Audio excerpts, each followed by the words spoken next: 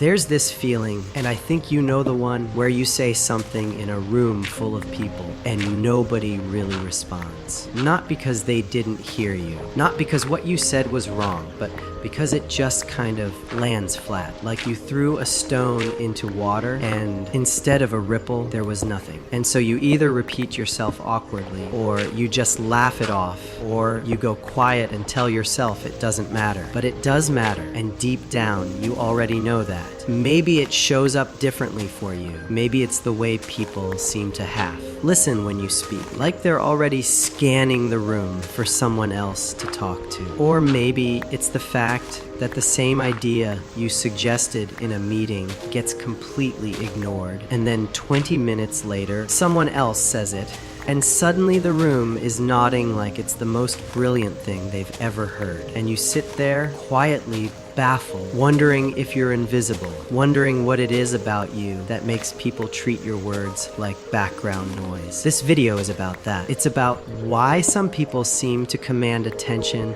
and respect almost effortlessly, while others, equally smart, equally capable, maybe even more so, are perpetually overlooked. And I want to be honest with you about it, because I don't think the answer is what most people expect it to be. So let's define what we're actually talking about, because respect is one of those words that gets used so loosely it almost loses meaning. When I say people aren't taking you seriously, I don't mean they hate you. I don't mean they think you're stupid. In fact, most of the time, the people who overlook you would describe you as nice or sweet or a good person. And somehow that makes it worse, doesn't it? Because being dismissed is painful enough. But being dismissed while also being liked, that's a particular kind of confusion. What I mean by not being taken seriously is something more specific. It's when your opinions don't carry weight in conversations. It's when people feel comfortable canceling plans with you at the last minute because they sense on some level that you'll accept it. It's when you set a boundary and the other person doesn't really believe you mean it. It's when your presence is pleasant but not important. When you're invited to things but not consulted. Appreciated but not valued. It's a social dynamic, and it's real, and it follows people around for years, sometimes decades, without them ever really understanding where it comes from or how to change it.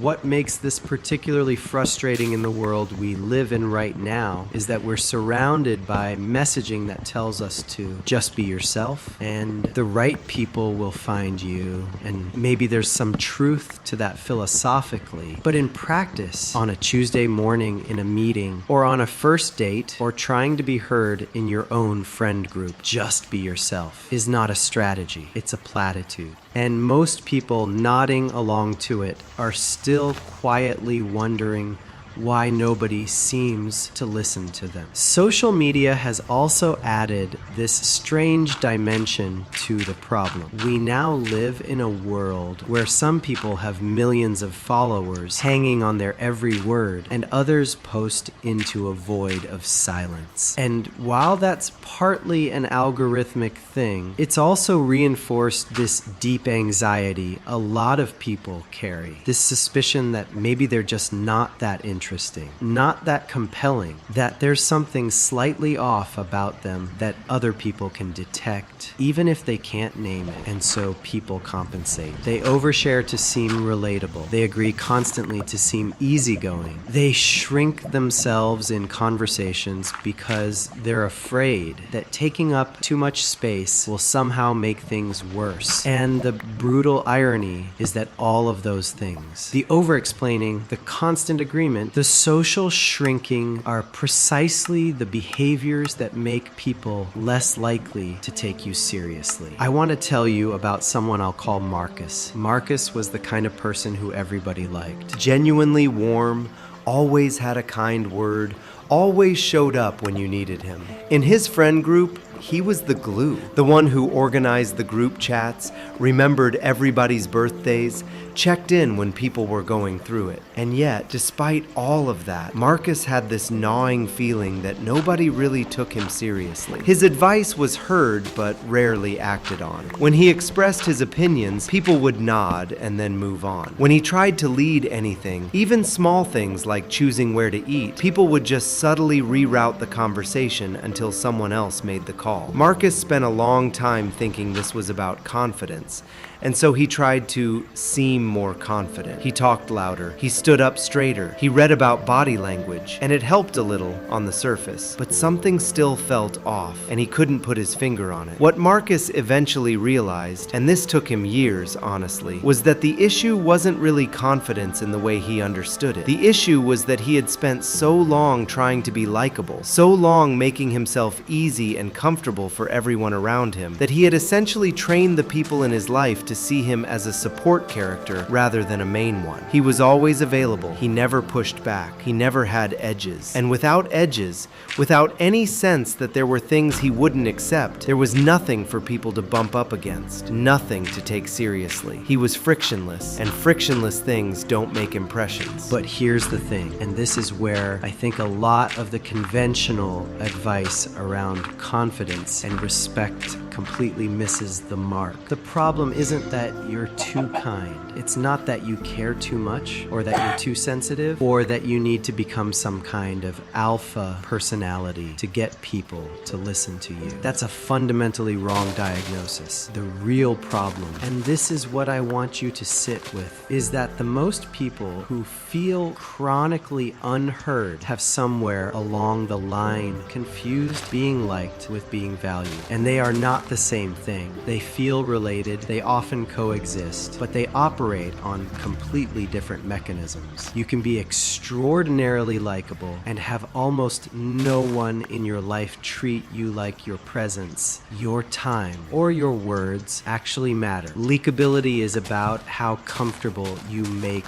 others feel. Value is about how much others believe they need what you bring. And you can spend your entire social life optimizing for the first one at the complete expense of the second, which is exactly what most people who feel invisible are doing, often without knowing it. So let's get into it. What actually changes the dynamic? What creates that quality in a person that makes others listen, take notes, and actually follow through when you say something? The first thing, and I think this is the foundation of all of it, is what I'd call the willingness to occupy space without apologizing for it. Not in an aggressive way, not in a domineering way, but just when you have a thought, you say the thought. This is probably wrong, but not sorry if this is a dumb question. You just say the thing. Because every time you apologize for your own perspective, you're essentially telling the room, don't take this seriously. And the room listens to that instruction. It takes its cues from you. The second thing is related, but distinct. It's about how you respond when something doesn't go your way. People who are taken seriously don't panic when they're disagreed with. They don't immediately backpedal. They don't get flustered or wounded. They have this kind of settled quality. They can hold a position under social pressure, sit with disagreement, and either update their view because of a good argument or calmly maintain it because they still think they're right. That quality, the ability to hold your ground without being aggressive, signals to everyone around you that you've actually thought about what you believe. And people respect thought. People follow conviction. Third, and this is the one that makes people uncomfortable, is the ability to say no and to mean it and to not dissolve afterward. The people in your life who are perpetually canceling on you, overriding your suggestions, or ignoring your opinions are partly doing it because they've learned through repeated experience that you don't enforce anything. That your no often becomes a well, okay, with enough pressure. And the moment someone knows that your boundaries are negotiable under emotional pressure, they stop